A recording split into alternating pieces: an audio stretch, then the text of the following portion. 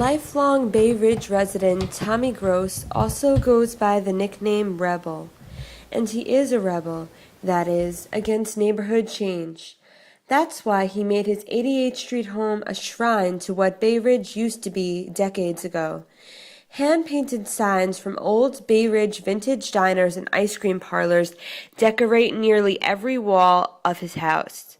As a graffiti artist and history buff, he refurbishes some of the signs, displays them, and is prepared to tell their story to anyone who wants to know. And basically, I will not hang anything in my home unless it has a personal meaning to me and a story behind it.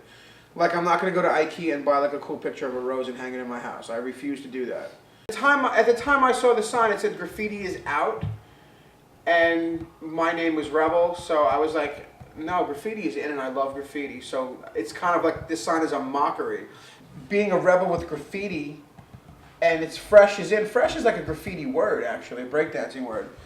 And for them to say best clothes, best neighborhood, and best block, when you're writing graffiti on everybody's block. But then when you stop writing graffiti and you get older, you mature, you want to have the nicest block, the nicest neighborhood, and the nicest clothes.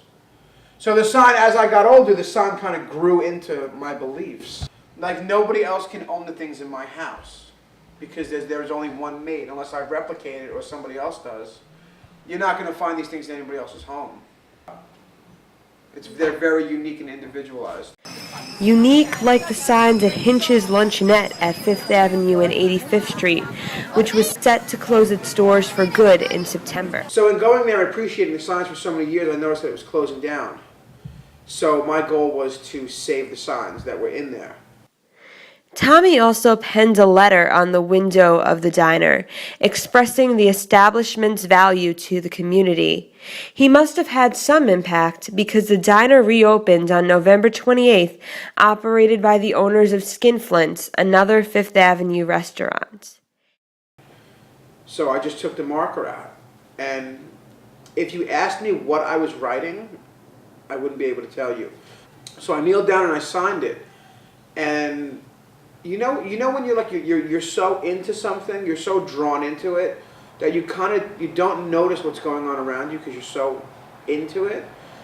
I felt like somebody was watching me, but I was so driven, I just kept writing and writing and writing. And when I had gotten up, I noticed that there was a lady behind me crying. It was this moment that confirmed for Tommy what he had known all along.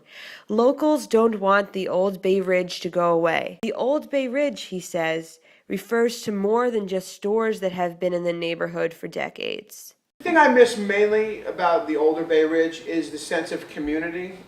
And mainly it's the people.